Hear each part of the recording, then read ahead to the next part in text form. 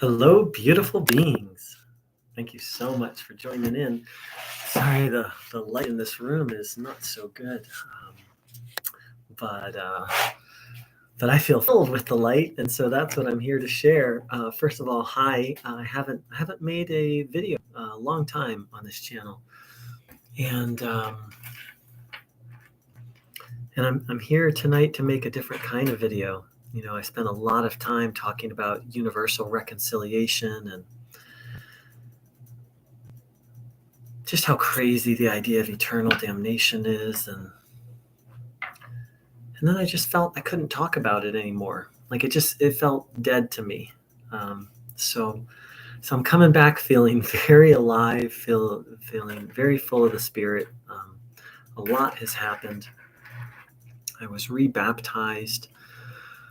Um, I've been participating in one church and then really diving deeply into another church, and that's been a whole journey. That wow, churches can actually be supportive. I had quite the you know keep me away from church thing for a long time. But I think most of what I want to talk about is the transformation that Christ can work through us. I've heard so many Christians talk about it, and I was just skeptical of it because they would talk about it, but then they would also talk about these crazy ideas like eternal damnation and you have to believe this um,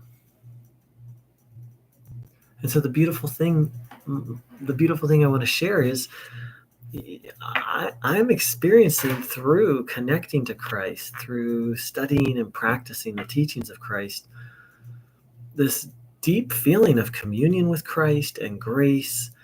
And I just, all the things that most Christians hold dear, and I put the word Christians in quote because it's such a loaded, confusing word. There's so many varieties and flavors. I just don't hold that theology.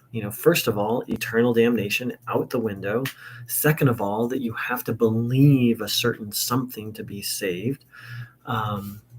Third of all, that the Bible is perfect.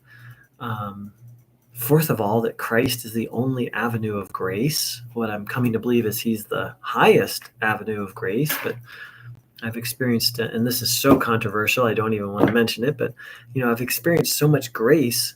I've practiced other religions, so I've dove very deeply into Hinduism and Buddhism and Taoism, various New Age teachings, and I'm not saying they're all true and they're all good, but I've experienced a lot of benefit and grace and blessing and even healing in things that are not explicitly non-Christian. And now that I'm really focusing on Christ, all the things I learned, the Buddhist teachings on detachment and compassion, the Hindu or Vedic teaching about how important it is to do our duty and to be of service, and um, you know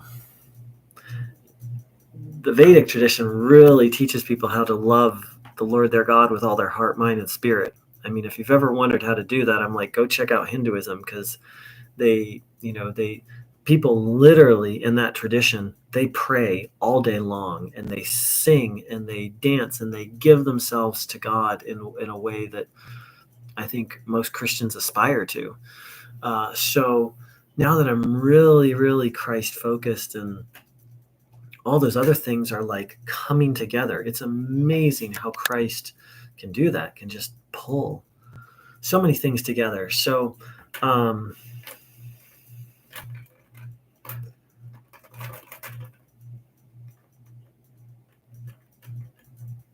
I think this is maybe more of a reintroduction because I'm taking this channel in a radically different direction. And yeah. So yeah.